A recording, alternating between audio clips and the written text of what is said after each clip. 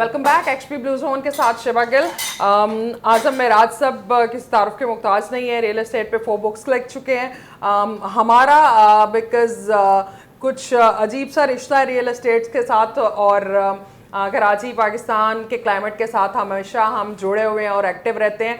आजम मेराज साहब से पूछेंगे कि रेवोल्यूशन ये रियल एस्टेट वाला कैसे आया और किस तरह से वो इम्पैक्ट कर रहा है हमारे एनवायरनमेंट को। So welcome on the show. शुक्रिया जी।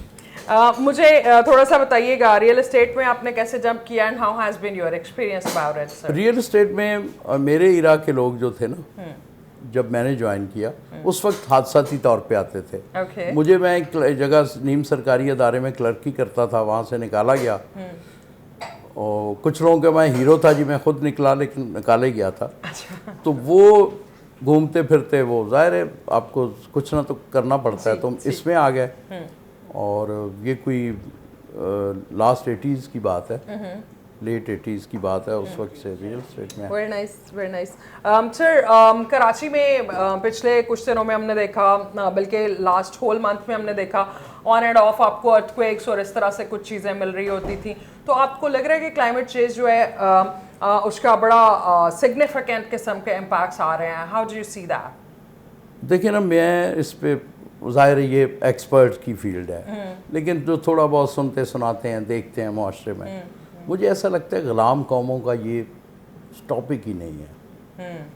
हमें तो बस पैसा चाहिए। हमें दीगर नशे पे लोग परेशान होते हैं, ये जो दौलत का नशा लग जाता है ना जिस कौम को, तो इसमें क्योंकि पैसा ज़्यादा है तो हमें क्या लगे एनवायरनमेंट का। एनवायरनमेंट कलेक्टिव मामला है, नहीं कलेक्टिव मसला है ना। 25 करोड़ का मसला है। अगर मुझे कोई पैसे मिल रहे हैं कोई एनवायरनमेंट के, नहीं एनवायरनमेंट की कुछ वायलेशन करके मेरे कोई 2-4 करोड़ या 2-4 अरब या खरब बनते हैं, तो मुझे क्या लगे एनवायरनमेंट से, ये मेरा इशू नहीं है। एक्चुअल रियासत के जो कमज़ोर कवानीन होते हैं ना, वो मौका देते हैं इस तरह की सोसाइटीज़ में कि लोग से फ़ायदा उठाते हैं। ये इश्यूज़ नहीं है हमारे ये इशू होते तो क्या लाहौर की ये तारीखी इमारतों का ये हाल होता। सदर जो है वो, चाहे वो ज़माना गोरे का था, उन बिल्डिंगों का ये हाल होता। वो अगर प्रिजर्व करते, हमारे ये इश्यूज़ नहीं है। हम तो अगर कुछ ऐसी बात करते भी हैं तो हम समझते हैं ये आप जैसे इंग्लिश मीडियम लोगों का मसला है। हमारे तो मसले ही और हैं, पैसे इंडिविजुअल कैसे बनाए जा सकते हैं। ये आप अपनी बातें इधर ना किया करें। ठीक है सर, और ना मुझ जैसे लोगों को फंसाएं। बिल्कुल ठीक है सर। फूलों का शहर कहते थे, हाँ जी, अभी कितने अब ईंटों का शहर है, क्या फ़र्क पड़ा?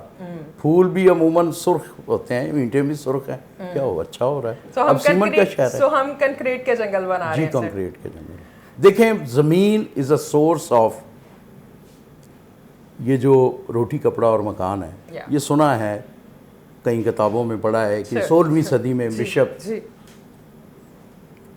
कंधे पे सलीब रख के नारा लगाते थे अमेरिका की गलियों में कि फूड, क्लॉथिंग एंड शेल्टर। फिर हमें तारीख बताती है कि बुल्ले शाह ने कहा था, मांगो बंदिया रब कोलों कुल्ली जुल्ली ते गुल्ली। शायद उन्होंने गुल्ली पहला कहा हो, गुल्ली जुल्ली ते कुल्ली, यानी रोटी कपड़ा और मकान। कसूरी साहब कहते हैं, हमारे जो लायर हैं, कि भुट्टो साहब को ये नारा फिर मैंने दिया, फिर वहाँ से रोटी का मकान बना। अब इस विजडम के पीछे, बुल्ले शाह की विजडम को कोई चैलेंज नहीं कर सकता। तो ज़मीन ये सोर्स है रोटी कपड़ा और मकान की।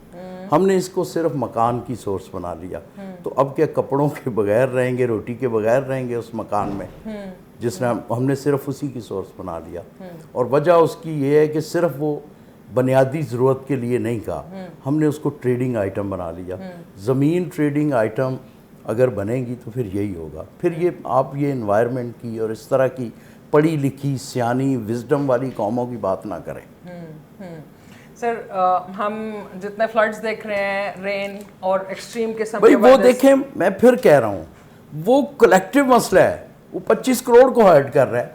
मैंने अगर फ़र्ज़ करें, मैंने या मुझ जैसे किसी ने लंबे पैसे बना लिए, तो बच्चे बाहर शिफ्ट कर दूंगा, जहाँ फ्लड नहीं आता, यहीं कहीं ऊंची जगह फ्लैट में पेंट हाउस ले लूँगा, तो मुझे क्या उससे लेना देना।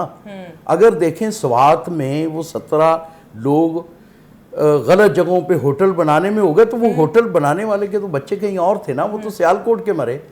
وہ بلڈنگ کوڈز وغیرہ یہ نہیں ہے. ہمارے جیسی غریب سے زیادہ, وہ پہلے ہی لفظ اچھا ہے, بار بار ریپیٹ کر کے میں کسی کانٹرڈکشن میں نہیں پڑھنا چاہتا.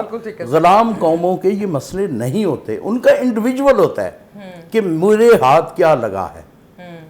تو ہم ٹیکنیکلی کافی سینچریز پیچھے ابھی اسی مائنڈ سیٹ میں چل رہے ہیں. ہم اس سلیوری کے مائنڈ سیٹ سے ہی نہیں نکلے کہ ہمیں وہ چھینا تانی والا سسٹم. نہیں, اس وقت دیکھیں, اس وقت جو آپ وائٹ کالر طریقے سے کر رہے ہیں, اس کا جو آقا تھا نا, جی وہ آقا کچھ قانون امپوز کرتا تھا. آپ بلڈنگ کوڈ وائلیٹ نہیں کر سکتے تھے. نہ آخری آقا نہ اس سے پہلے ازبک ہوں یا جو بھی ہوں, وہ نہیں وائلیٹ کرنے دیتے تھے. جب ہمارے ہاتھ خود لگی تو پھر ہم اب جو مرضی کریں ہم. Sir thank you so very much. It was a very انسائٹفل conversation. اور جو اعظم صاحب کی باتوں میں چھپی ہوئی باتیں ہیں, پلیز ان کو سمجھنے کی کوشش کریں اور دیکھیں کہ یہ ہم سب کا مسئلہ ہے یا پھر ان لوگوں کا جو کہ ہمیں کنکریٹ کے جنگل دے رہے ہیں. اپنا بہت سا خیال رکھیں. اللہ حافظ.